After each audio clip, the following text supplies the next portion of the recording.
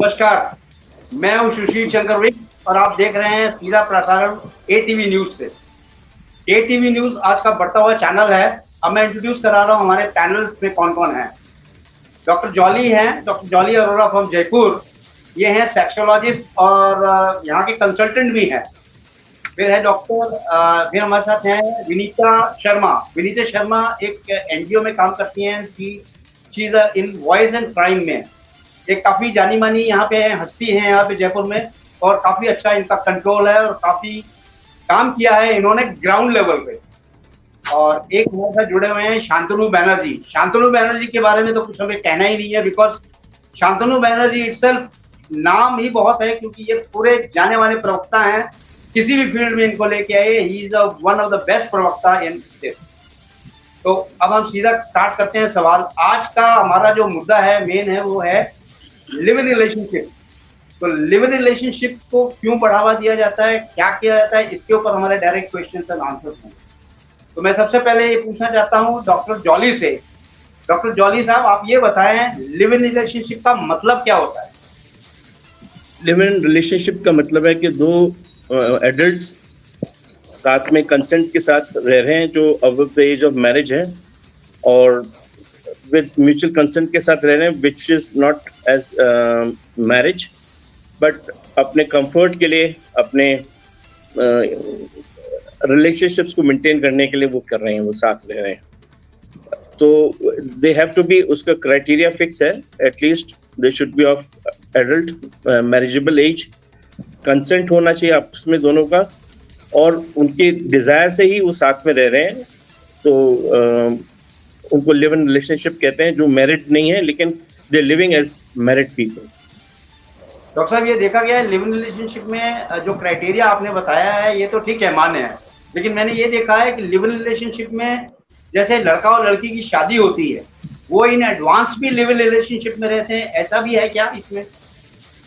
Sir, वो मैंने कहा ना, जैसे म्यूचुअली कंसेंटेड है, चाहे वो मैरिज के पहले भी रह रहे हैं वो साथ में, और वो कुछ समय बाद एक दूसरे को समझ लें और रियलाइज कर लें कि हम एक दूसरे के लिए कंपेटेबल हैं। Normally this word they usually use, कि हम एक दूसरे को देख लेते हैं, समझ लेते हैं कि हमारी इनसे निभ सकेगी या नहीं निभ सकेगी, और वो उस दौरान फिर बाद में डिसाइड करते हैं कि ठीक है हम शादी कर लेते हैं। जी, जो यंगस्टर्स का क्राइटेरिया रहा है अब तक। जी जी जी। तो इसका मतलब ये है कि फादर मदर के कंसर्न से ही लिव इन रिलेशनशिप में बच्चे जाते हैं, या अपने हिसाब से ही वो लिव इन रिलेशनशिप में चले जाते हैं? सर, मैंने आपको कहा ना, एडल्ट तो वो अपने कंसेंट से ही तैयार करते हैं। माँ बाप की कंसेंट होनी ही नहीं होनी मायने नहीं रखती, बिकॉज दे ऑलवेज थॉट कि वो जो अपना डिजायर करते हैं, अपने लिविंग पार्टनर में देखना चाहते हैं, उनको लगता है कि ये ठीक है, मेरे को इसके साथ तो निभ सकती मेरी। तो जरूरी नहीं कि पेरेंट्स की परमिशन हो उसमें। अब मोस्टली अपने इंडियन सर्कमस्टांसेस में थोड़ा मुश्किल है पेरेंट्स की कंसेंट लेना। जी जी। शांतनु जी, अगर इस तरह के केसेस आते हैं, जो कि डॉक्टर साहब ने बताया लिव इन रिलेशनशिप में जो लोग जाते हैं वो एडल्ट होने चाहिए, और एडल्ट होने के बाद उनको खुद का ज्ञान होना चाहिए जा रहा है लिव इन रिलेशनशिप। सपोज करिए कोई लड़का और लड़की या मैरिड लिव इन रिलेशनशिप में जाते हैं, और जाने के बाद लिव इन रिलेशनशिप में मान लीजिए 2 महीना 3 महीना रहते हैं, और उनके बाद उनका निपटा नहीं है और वो दूसरे स्टेज पे चले जाते हैं।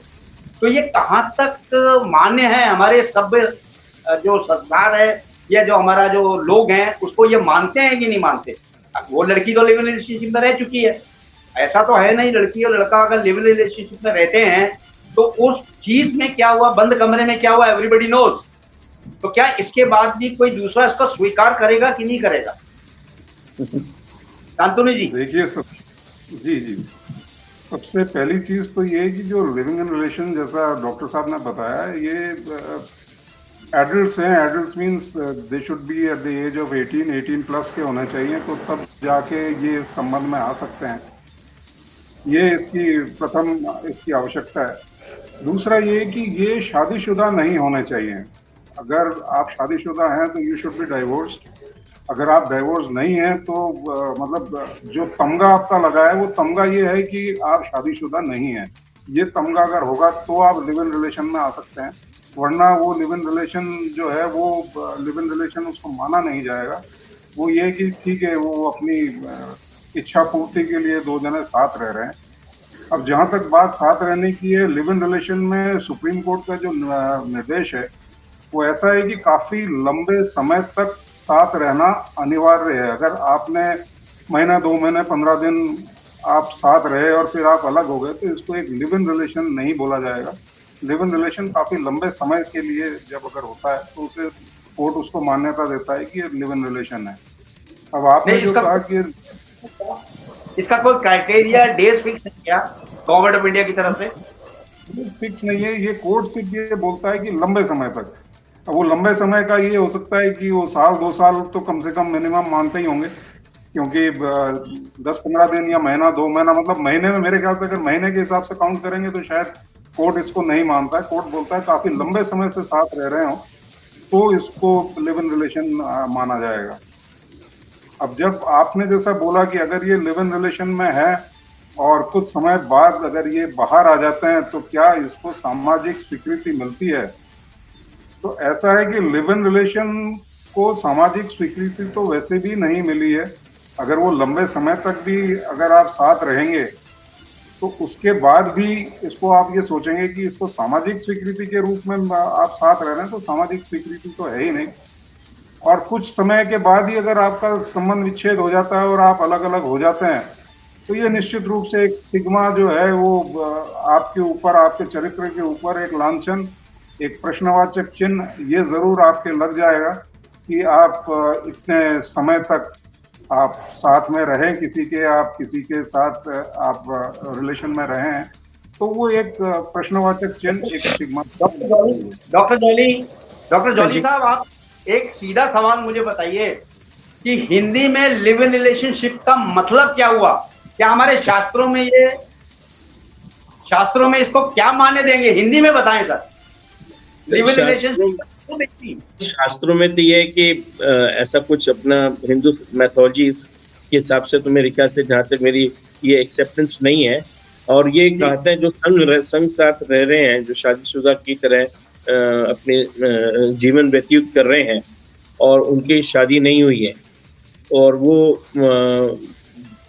अकेले बैचलर्स भी हो सकते हैं, वो मतलब बैचलर्स मतलब जिन्होंने शादी नहीं करी है, या कोई शादीशुदा व्यक्ति किसी अनमैरिड लड़की के साथ रहना शुरू करता है, तो क्राइटेरिया ये है कि ही शुड डिवोर्स, अपनी वाइफ को तलाक देके फिर उनके साथ लिव इन रिलेशनशिप रह सकता है, नहीं तो otherwise it will extra marital affair कहेंगे उसको।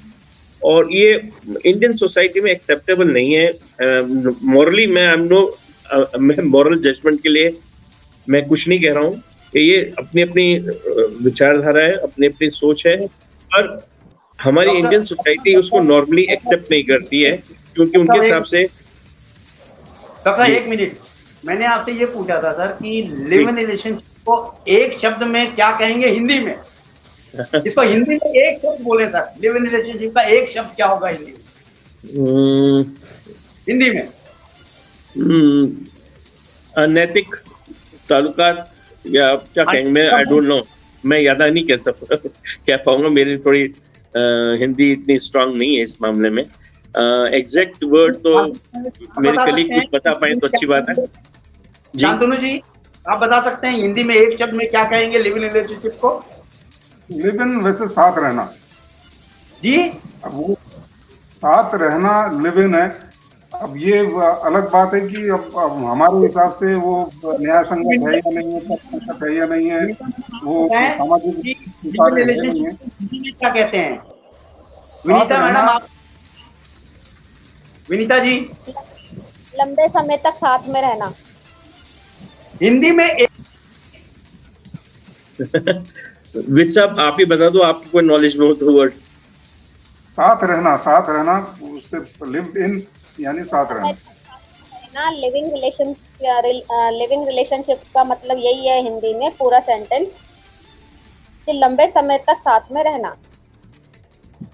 और शादीशुदा की तरह साथ में रहना, मैडम इसलिए वर्ड यूज कर रहा हूँ शादीशुदा, तो वो डिफाइन करता है कि लंबे साथ में फ्रेंड्स भी रह सकते हैं, कुछ और भी रह सकते हैं, but you have to explain कि आप शादीशुदा होते हो व्यतीत करना, वो जीवन व्यतीत करना जो आप लंबे समय तक साथ रह रहे हैं।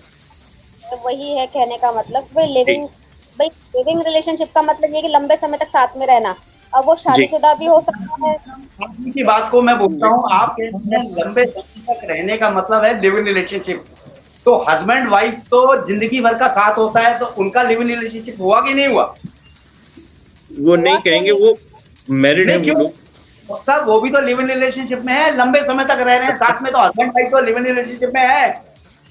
वो मैंने कानून पूछा आप लोगों से, सारे पार्टिसिपेंट से, एक शब्द बताइए लिव इन रिलेशनशिप का शुद्ध हिंदी में क्या कहेंगे?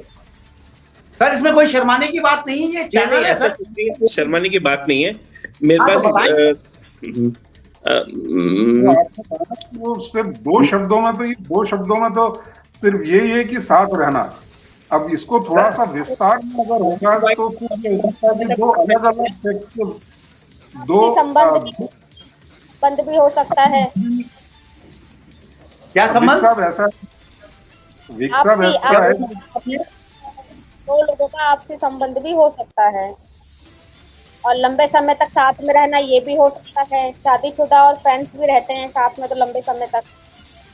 जी, एक लड़का और एक लड़की अगर रिलेशनशिप में रह रहे हैं तो उसको भी हेटेरोसेक्सुअल, आपने सबका जो वर्ड नजरिया, थिंकिंग अलग अलग है, सबकी सोच अलग अलग है। कोई कैसे सोचता है, कोई कैसे नाम देता है, कोई अच्छा भी देता है तो कोई बुरा भी देता है। हाँ, मैं वो पूरा चूज करना नहीं चाहता था, इसलिए मैं बोला नहीं कुछ भी।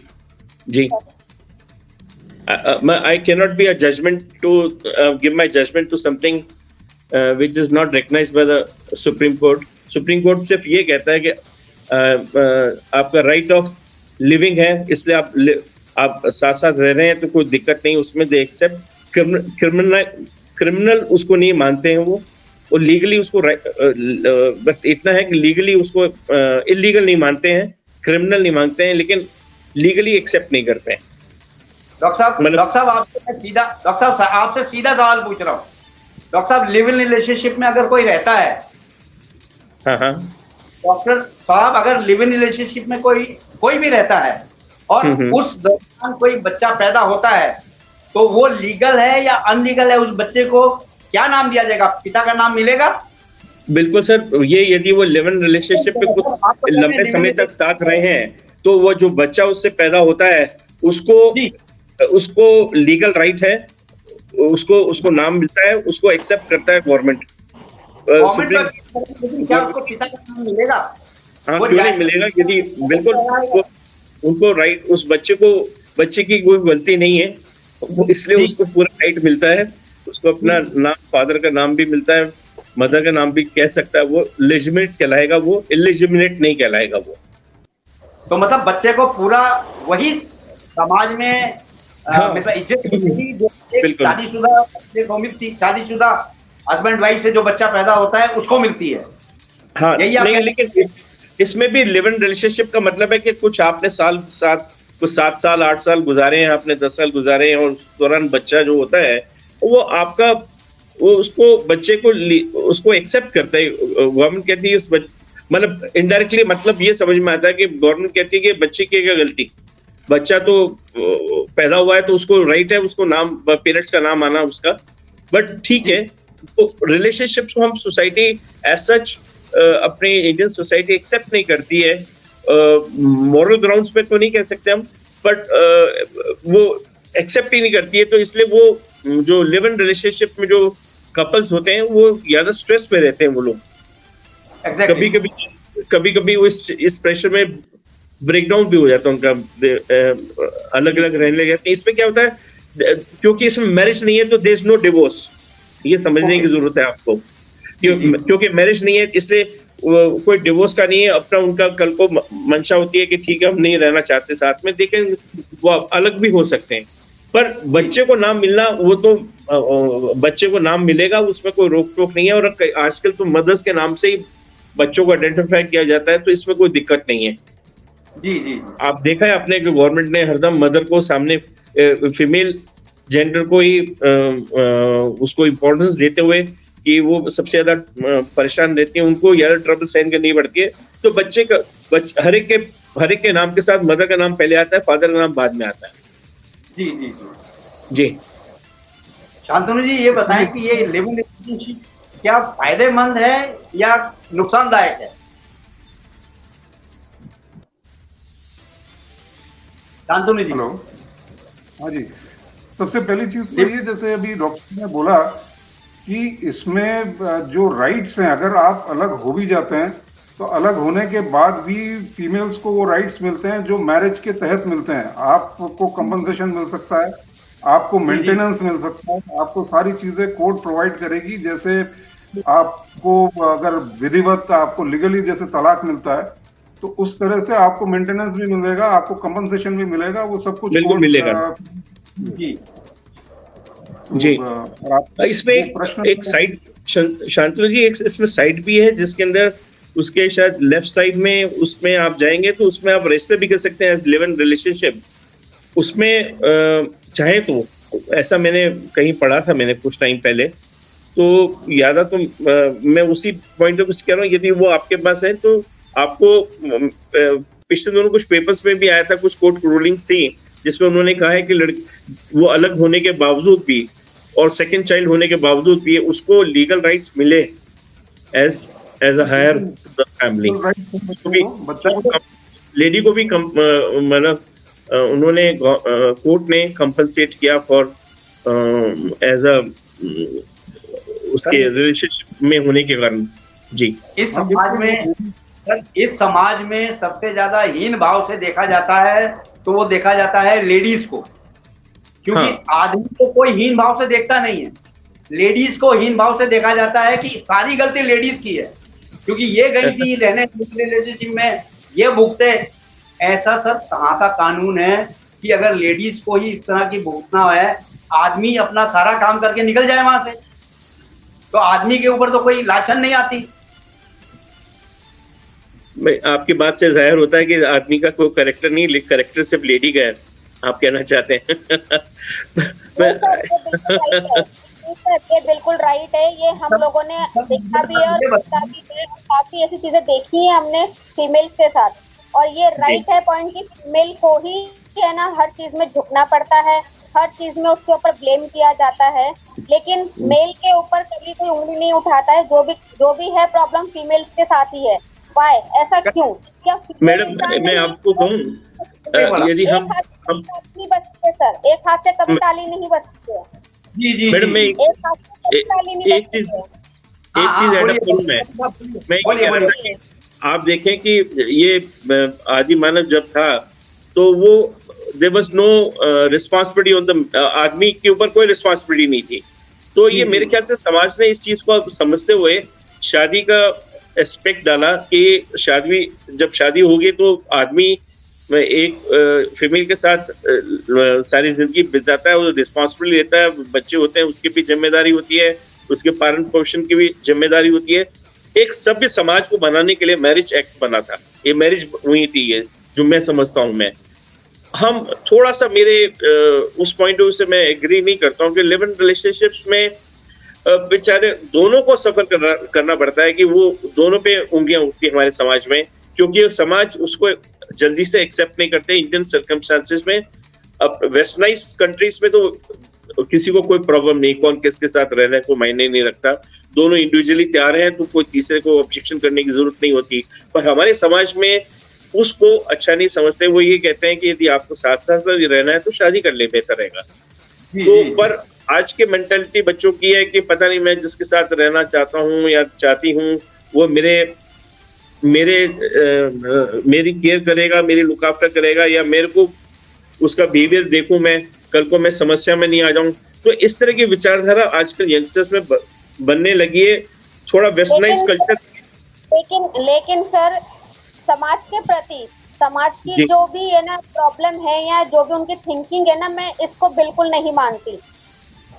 मैं सिर्फ एक ही चीज मानती हूँ, वो है इंसानियत। और दूसरी, समाज हमारे घर में कभी राशन डाल के नहीं जाता। समाज को कोई अधिकार नहीं है कि वो किसी है ना औरत के ऊपर बिना किसी बात के है ना उंगली उठाए या उसको कोई गलत शब्द का इस्तेमाल करे। जी मैडम दिए गए हैं। मैडम जो आप कह रही है बिल्कुल परफेक्ट है। मैंने आपसे यही कहा ना कि ये सुप्रीम कोर्ट की रूलिंग है, राइट ऑफ लिविंग यस ये राइट है उस आदमी का और फीमेल का कि उनको जीने की उनका राइट है, तो वो किस तरह से जीना चाहते हैं वो अपने स्वेच्छा से कर रहे हैं। मैंने ये मैं हम मॉरल ग्राउंड्स पे हम किसी को बांध नहीं रहे। डॉक्टर साहब आपका कहना बिल्कुल सही है, मैडम का कहना भी बिल्कुल सही है। मेरा तो केवल यही पूछना है, एक सीधा सवाल आप तीनों से ये है कि लेडीज को क्यों हीन भाव से देखा जाता है, जबकि गलती दोनों की है, लड़के की भी है लड़के की भी है। दोनों को हीन भाव से देखना चाहिए, लेकिन नहीं, इस समाज में लेडीज को नीचा दिखाया जाता है और जेंट्स को कुछ नहीं कहा जाता। इससे ये कानून ही गलत है, ये कानून जिसने बनाया है कानून ही गलत है। लिव इन रिलेशनशिप का कानून ही नहीं होना चाहिए, ये गंदा कानून है। यहां तक आज तो ये हुआ है डॉक्टर साहब, मैं ये देख रहा हूं कि शादीशुदा लोग अपनी 40 साल 50 साल की विवाहित जिंदगी को छोड़ के किसी तीसरे के चक्कर में पड़ के वो चले जाते हैं बाहर और बसा बसाया घर उनका बर्बाद होता है। ये हमने कई देखे हैं और कई केसेस मेरे चैनल में आए हैं। ऐसा नहीं है हम लोग आंखें बंद करके बैठे हैं डॉक्टर साहब, हमें सब पता है, लेकिन क्या करें, ये समाज ही इतना गंदा है, समाज के कुछ लोग इतने गंदे हैं कि लेडीज को इतनी हीन भाव से देखते हैं। अगर कोई गलती है तो इस लेडी की है, जेंट्स की नहीं है। सर मैं आपकी बात मानता हूँ, मोस्ट ऑफ द टाइम्स में ये होता है कि मेल कभी बताता नहीं, जिस रिलेशनशिप में जाता है, मैरिड आदमी होता है जो भी होता है वो कभी जिक्र ही नहीं करता है कि ही इज मैरिड। वो छुपाता है अपनी चीज को सो दैट वो लड़की की एक्सेप्टेंस मिल जाए उसमें। उसको क्या होता है कि डॉक्टर साहब एक मिनट एक सेकेंड, मैं ये कहता हूँ जेंट्स का तो नहीं पता चलता वो मैरिड है कि नहीं है, लेडीज का पता चल जाता है, क्योंकि लेडीज लगाती है सिंदूर और बिंदी। आजकल उससे तो पता चल जाता है ये मैरिड है, लेकिन जो लेडीज सिंदूर और बिंदी नहीं लगाती उनका भी नहीं पता चलेगा ये मैरिड है कि नहीं है। सर मैं कहने का मेरा पॉइंट दूसरा था कि अक्सर क्या होता है कि मेल्स अपने मैरिड लाइफ को छुपा करके they go into relationship with somebody else, और वो उसको भी ये नहीं पता होता उस लेडी को कि ये मैरिड है नहीं है। मेरा मानना है कि थोड़ा सा जब भी कोई रिलेशनशिप में जाता है तो थोड़ा बैकग्राउंड जरूर चेक करें, तो वो भी अपने आप को भी सेफ कर सकते हैं और समाज में अपनी बेइज्जती भी नहीं करा सकते हैं। क्योंकि वो हमारा समाज ना, मैंने आपको क्या कहा था, मेल डोमिनेटेड सोसाइटी है, इसलिए वो क्या सब चीज रूल्स वो मान के चलते। मेल का तो राइट है, जो मैं नहीं समझता हूँ इज नॉट राइट। आजकल जेंडर इक्वालिटी है, मेल का भी उतना राइट है जितना फीमेल की भी राइट है, लेकिन क्या होता है कि वो एडवांटेज एक जना ले जाता है, दूसरा बेचारा नुकसान खा जाता है हमारे मेल डोमिनेटेड सोसाइटी होने के कारण। और वो ये कहते हैं कि लड़की को यदि वो मान के चलते हैं कि लड़की को पता था ये मैरिड है, वाई शी वो उसके रिलेशनशिप में क्यों गई, why did she accept it. पर आपने देखा फिल्म इंडस्ट्री में भी देखते हो कितने लोग मैरिड हैं, अपने वाइफ से छोड़ करके दूसरी सेकंड मैरिजेस करी, अपने कम उम्र की लड़कियों से करी हैं। पता नहीं क्यों ये सुप्रीम कोर्ट कहता है this is the right of living के उसमें आ जाता है कि यदि कोई अपने रिलेशनशिप में से निकल करके दूसरे रिलेशनशिप में जा रहा है, आइडियली यदि वो मैरिड है तो पहले वाले को डिवोर्स करके जाए, वो तो लिव इन रिलेशनशिप का मैटर एक्सेप्ट होता है, नहीं तो वो अनैतिक रिलेशनशिप कहलाएगा। वो आप समझे मेरी बात में? वो मैंने शुरू में मैंने यही बोला था कि वो अगर इसमें ये जो कॉन्ट्रैक्ट है ये लिव इन रिलेशन में, ये इसमें प्रमुख चीज ये है कि दोनों अविवाहित हो, अविवाहित का तमगा दोनों में हो, चाहे वो आप डिवोर्स करके गए हो। अगर आप डिवोर्स नहीं है, अगर आप मैरिड हैं, तो ये लिव इन रिलेशन का जो है, अगर आप कोर्ट में भी जाएंगे तो कोर्ट में आप औंधे मुंह गिरेंगे, अगर चाहे वो पुरुष हो चाहे वो स्त्री हो।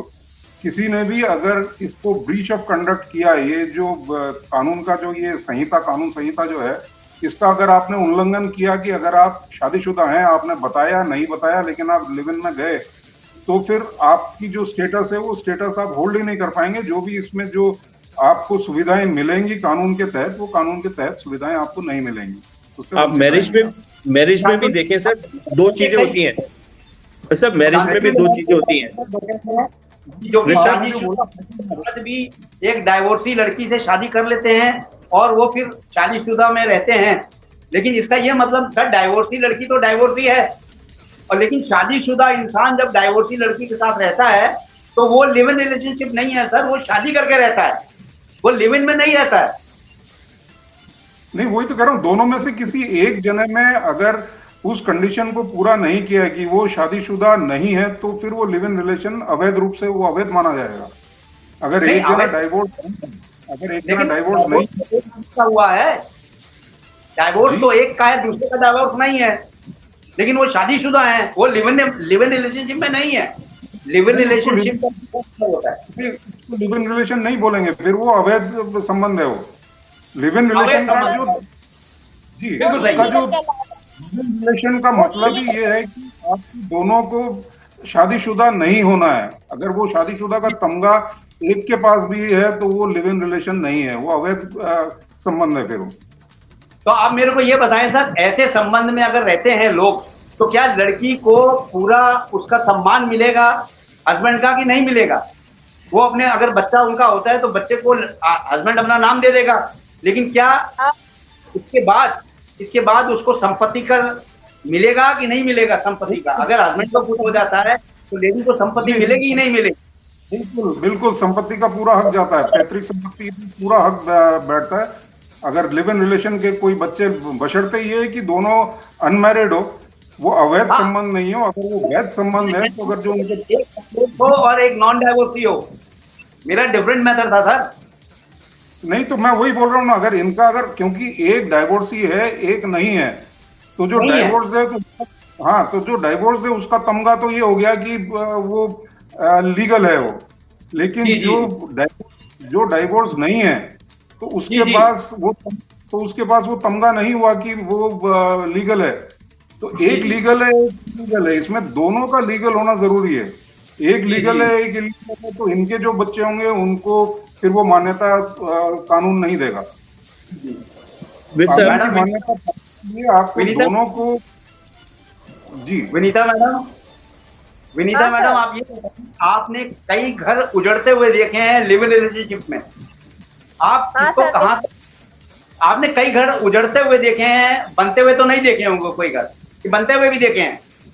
तो उजड़ते हुए घर में आप लोग का क्या रहता है, किसको आप काउंसिल करते हैं? लेडीज को करते हैं या जेंट्स को करते हैं या दोनों को काउंसिल करते हैं? दोनों को आप संभावना देते हैं कि नहीं आप लिव इन में रहें, आप सही हैं?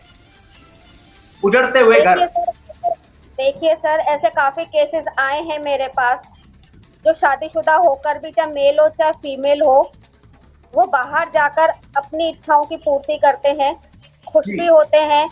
और ऐसे मैंने काफी केस देखे हैं और काफी केस को मैंने सॉल्व भी किया है। लेकिन ये केस क्या है कि कोर्ट कचहरी से परे हैं, क्योंकि ये मेन सेटलमेंट में आते हैं, क्योंकि दोनों फैमिली की इज्जत और जो तीसरा मेंबर है उसकी भी रेस्पेक्ट, उसकी भी फैमिली की इज्जत, इन सबको मैंने अपनी आंखों से देखा है। और काफी परिवार है ना इसमें उजड़े भी हैं।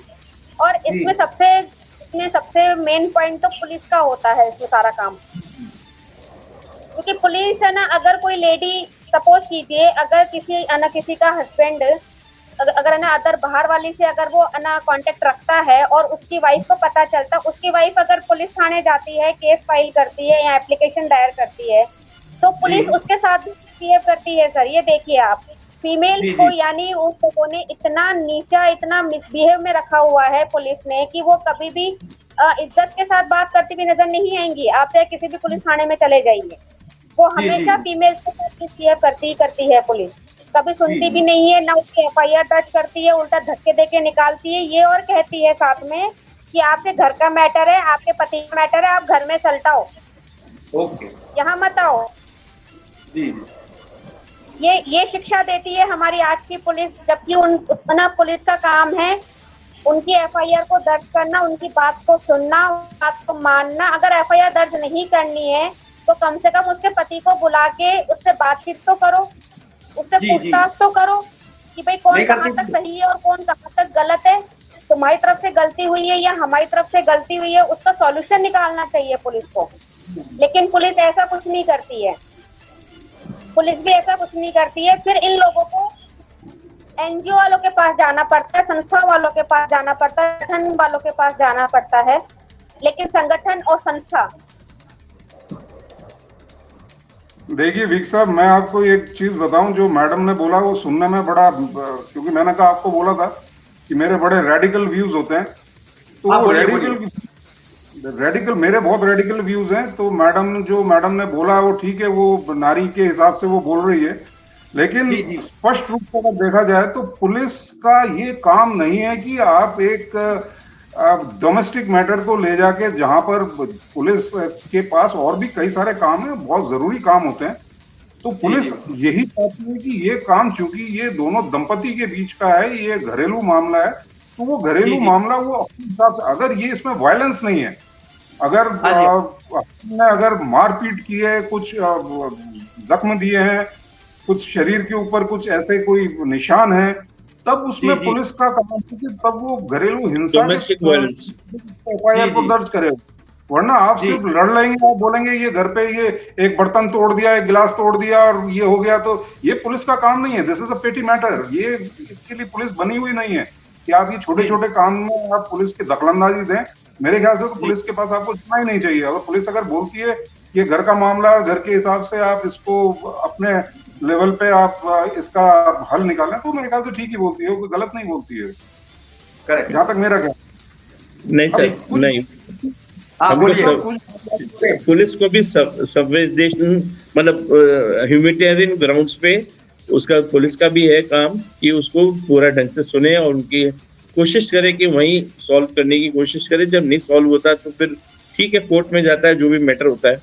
यू आर राइट इस पार्ट में कि वो वुमेन सफरर ज्यादा होती है और उसको थोड़ा पुलिस भी सफर कर देती है कुछ टाइम में, जबकि ऐसा नहीं होना चाहिए। लाइकली उनको वहां बैठ के थोड़ा सॉल्व कर देते, मियाँ बीवी बुला दें, वहां बात कर लें, सुन लें, तो रीजन आउट करते हैं, तो समटाइम्स कई चीजें प्रॉब्लम सॉल्व हो भी जाती हैं। जैसा मेरा मानना सबसे बड़ा सवाल ये भी है कि इस कानून के तहत अगर हम देखें कि कोई लड़का और लड़की जब एक साथ रहने के लिए आते हैं और इस दौरान लड़की के परिवार वाले भी अगर उसको बहिष्कृत कर देते हैं और लड़के के परिवार वाले भी लड़के को बहिष्कृत कर देते हैं, मतलब वो दोनों समाज से और परिवार से बिल्कुल कट गए हैं। उनकी एक अलग जो तीसरी दुनिया बनाने की जो ख्वाहिश थी वो तो पूरी हो गई। लेकिन अब इसमें एक चीज सबसे बड़ी ये आती है कि इस दौरान अगर वो पता लगे कि इसमें 2 दिन रहो या 2 साल रहो या 20 साल रहो, कोई फर्क नहीं पड़ता है, और वो 2 महीने या 2 साल में जब प्रेम का भूत उतरा तो दोनों अलग हो गए। ऐसे में उस लड़की का जो या बच्चे पैदा हो गए उस दौरान, चलिए वो तो संपत्ति में तो अधिकार तब मिलेगा जब उसके पास कुछ होगा, और प्रेम में तो कुछ देखा ही नहीं जाता। कानून में ऐसा तो है नहीं कि नहीं पैसा होगा तो ही आप लड़के के साथ में रह सकते हो। अब लड़के को परिवार ने अगर बहिष्कृत कर दिया, इस पर भी कोई वो नहीं है। बिल्कुल पिता एक कर सकता है अपनी बेटी को, एक पिता कर सकता है अपने बेटे को, नहीं कर सकता है ऐसा भी नहीं है। उसने कहा कि हमारे हिसाब से नहीं चल रहा है और मैं इसको अपने संपत्ति से बेदखल कर रहा हूं। अब वो इस समय उसकी स्थिति जो है वो सड़क छाप भिखारी जैसी है, क्योंकि कोई उसके पास कमाने खाने का जरिया नहीं है, और खुद तो कमा खा सकता है, लेकिन अगर कल को वो रिश्ते अच्छे न जमे तो जिम्मेदारी नहीं है उसकी, न उसके ऊपर कोई ऐसा प्रेशर है। इस दौरान वो बच्चा है, उसको लेकर के फिर मां क्या करे, मतलब सरकार इसको पैसा देगी, क्या करेगी, क्या चीजें, क्या इन चीजों को लेकर के गवर्नमेंट ने नहीं सोचना चाहिए? क्योंकि हमारा समाज जो है बड़ा गंभीर है। शादी के अगर मायने पूछे जाएं, शादी के बाद भी तो अलग हो सकते हैं। शादी करने में हर्ज क्या है? मैं तो ये कहता हूँ, शादी करने में हर्ज क्या है? आप अगर हिंदू धर्म से आते हैं तो आपको हिंदू रीति रिवाज से शादी करनी चाहिए, आप इस्लाम से आते हैं तो आपको इस्लामिक रीति रिवाज आपको अपनाने चाहिए। लेकिन अगर दोनों में अगर नहीं रहना है तो आप धर्म ही छोड़ दीजिए, या तो धर्म में अगर हैं तो धर्म सम्मत आपको चलना चाहिए, पहली चीज। दूसरा सबसे बड़ा विषय कि शादी से प्रॉब्लम क्या है? 7 फेरे घूमने में क्या दिक्कत है? आपको कोर्ट में जाकर के शादी करने में क्या दिक्कत है? क्या शादी में ये लिखा है कहीं पर कि आप संधि विच्छेद नहीं कर सकते हो, आप तलाक नहीं ले सकते हो? ले सकते हो ना, प्रावधान है। दिक्कत क्या है? कल को आप जब दोनों लोग हटेंगे तो एक जिम्मेदारी होगी, परिवार आपके साथ खड़े होंगे। शादी में आप किसी को मत बुलाइए, आप नॉर्मल शादी कर लीजिए। माता पिता नहीं मान रहे हैं तब भी शादी करने का प्रावधान है। जब शादी का हर तरह का प्रावधान है तो फिर अलग से ये आजादी क्यों कि नहीं हमें हिंदुस्तान जिंदाबाद बोलना है, ये मेरी मर्जी है, लेकिन मैं पाकिस्तान बोलूंगा इसलिए क्योंकि आजादी के लिए आर्टिकल 19 है। तो फिर राष्ट्रभक्ति कहाँ है? राष्ट्रभक्ति हमारी क्या हमारे नारों से तय की जाएगी? तो फिर मैं ये समझता हूं कि अगर भगवान राम और भगवान जो है कृष्ण को लेकर के अगर, तो ठीक है आप भगवान कृष्ण को वहां पर इस्तेमाल कर रहे हो, जैसे उन्होंने कहा चोरी की।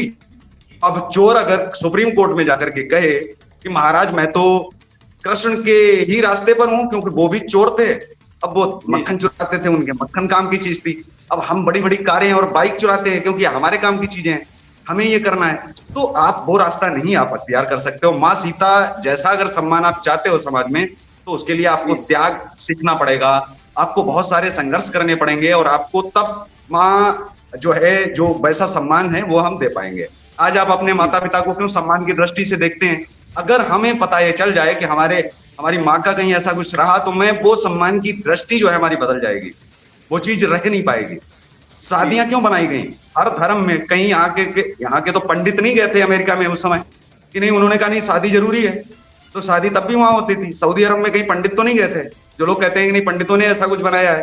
तो हर समाज में, हर धर्म में शादी का प्रावधान इसीलिए रखा गया, ईश्वर ने इसीलिए उनको सद्बुद्धि दी कि ये चीज बहुत आवश्यक है, अन्यथा दुनिया के हर रिश्ते अवैध संबंध हैं। आज तक हम अपने जन्मे बच्चे को जो कह रहे हैं कि समाज में लिव इन रिलेशन होना चाहिए, उनसे एक ही सवाल है कि एक ऐसा घर आप मुझे बता दीजिए जिसमें जो किन्नर समुदाय हमारा है, उस समुदाय का बच्चा अपने घर में रह रहा हो। कोई ऐसा समाज जहां आप उनको एक्सेप्ट नहीं कर पाए, उन बच्चों को आप अवैध घोषित कर देते हो, वो तो ईश्वर, उनका तो दोष भी नहीं है, निमित्त मात्र दोष नहीं है। इसमें तो प्रकृति ने उनको जैसा पैदा किया वो वैसे पैदा हुए। क्या उनके अंदर माँ का दूध पीने की इच्छा नहीं है? क्या वो आगे जाकर के कैसा सोच रहे होंगे? इसमें मेरा दोष क्या है?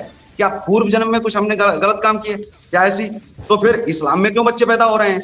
उन्होंने तो पूर्व जन्म में और उस पे उनको यकीन ही नहीं है, विश्वास नहीं है, तो केवल हिंदू रीति रिवाजों में है।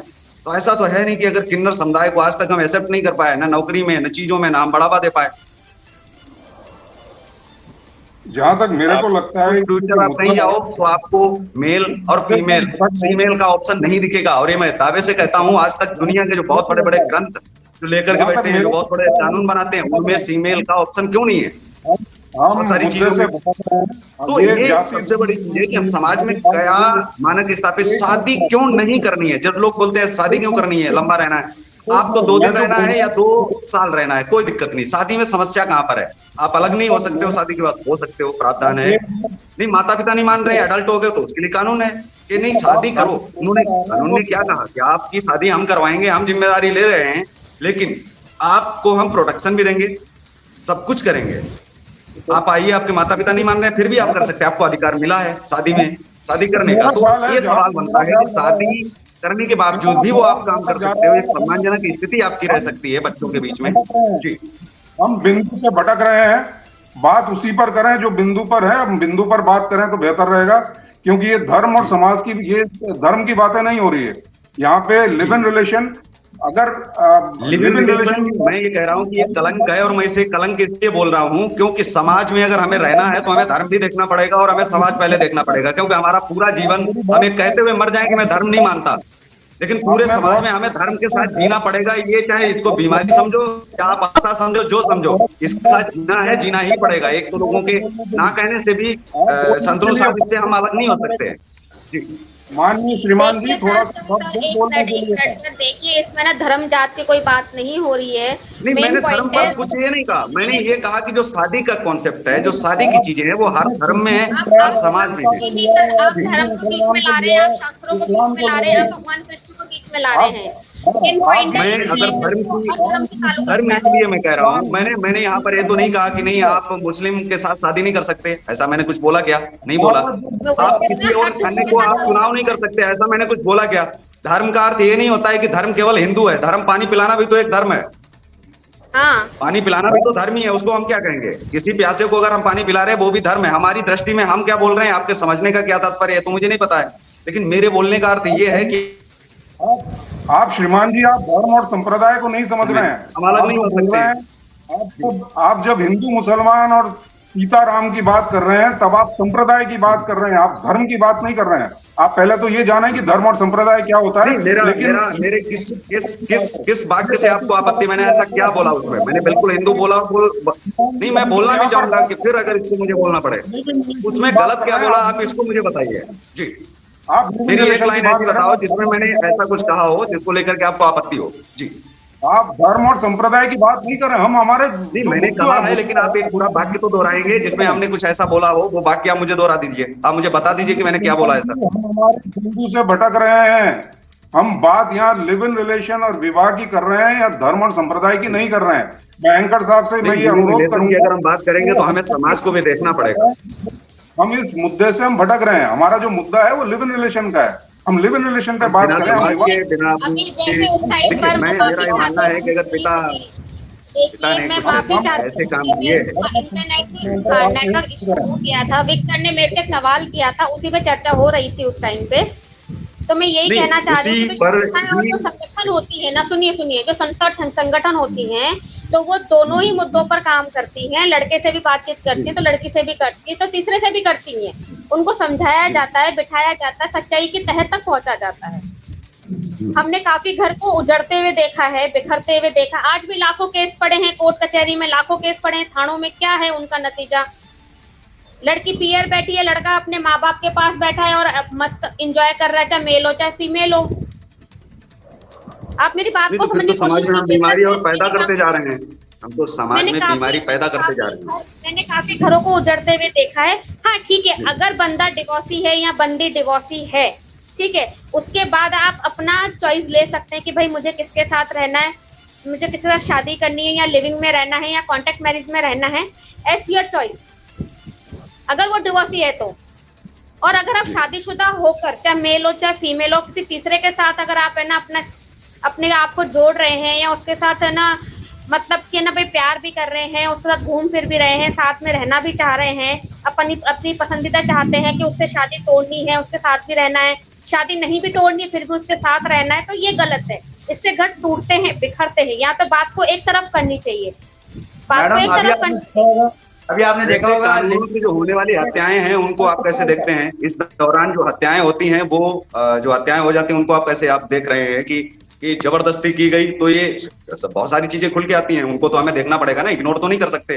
किसी एक तो समाज की अगर देश की एक बेटी मर रही है उस पर भी तो बातचीत होनी चाहिए। 14 साल की बच्ची के साथ इतना गंदा सा, अभी 14 साल की बच्ची के साथ रेप भी हुआ, उसको फिर ना आग की भट्टी में, कोयले की भट्टी में फेंक दिया गया। तो वो कहाँ तक सही था? दिखाया कुछ और गया, दिख कुछ और रहा है, सवाल कुछ और उठ रहे हैं, जवाब कुछ और आ रहे हैं, मतलब पूरा घुमा हुआ है। ऐसे एक केस नहीं है, काफी केस ऐसे हैं, बहुत सारे केस हैं। अगर हम ऐसी हिस्ट्री खोलेंगे तो काफी कुछ मिलेगा उसमें देखने को, बहुत कुछ मिलेगा उसमें। तो समाज में एक अच्छा मनुष्य दे सके, उसकी पहल क्यों नहीं हमें करनी चाहिए? हम एक समाज को एक अच्छा मनुष्य दे सकें, एक अच्छा इंसान दे सकें, ऐसे हम बच्चों को अपने संस्कार क्यों नहीं हम डाल सकते हैं? उनको हम बेहतर मजबूत क्यों नहीं बना सकते? जरा से प्यार में टूट जाते हैं और आगे चल के फिर रूठ जाते हैं, या तो फिर लंबा रिलेशन निभाएं, लंबे रिश्ते के लिए उनको तैयार हमें करना पड़ेगा। जी, उसके लिए भी थोड़े बहुत है ना, इसमें पेरेंट्स की भी गलती होती है, तो समाज की भी होती है, और वहाँ के जो आसपास का जो माहौल होता है वो भी थोड़ा सा इसमें इफेक्ट करता है बच्चों के ऊपर। अगर माँ बाप अच्छे संस्कार दे रहे हैं लेकिन फिर उनका फ्रेंड सर्कल कई बार अच्छा नहीं होता है, या कई बार वो माहौल अच्छा नहीं होता है जो हम बच्चों को दे रहे हैं, जहाँ हम खुद रह रहे हैं। माँ बाप संस्कार तो अच्छे दे रहे हैं सर, लेकिन बच्चे उन माहौल में नहीं हो रहे हैं सही, वो माहौल उनको बिगाड़ रहा है। या तो फ्रेंड सर्कल है, या जहाँ हम रह रहे हैं वो आसपास का इलाका है, या आसपास का पड़ोसी इलाका है। ऐसे बहुत सारे क्वेश्चंस हैं जिसका जवाब अगर हम ढूंढने भी जाएंगे ना तो भी ढूंढ नहीं पाएंगे। मेरे ये मानना है कि एथिकली तो सबको अपना रिलेशनशिप क्लियर करके, यदि अपन को साथ रहना है तो शादी कर लेनी चाहिए। यदि कोई लिव इन रिलेशनशिप है तो इवन सुप्रीम कोर्ट्स भी एक्सेप्ट कर रहे हैं कि ठीक है, वो क्रिमिनल चीज नहीं है, दो कंसेंटिंग एडल्ट्स हैं, वो साथ रहना चाहते हैं, रह सकते हैं, और कल को उनका कोई बच्चा होता है तो उसको भी लेजिटिमेट कहेंगे, उसको भी अपना नाम देने की उसमें ऑप्शन दी गई है। मैं ये नहीं कह रहा हूँ कि ये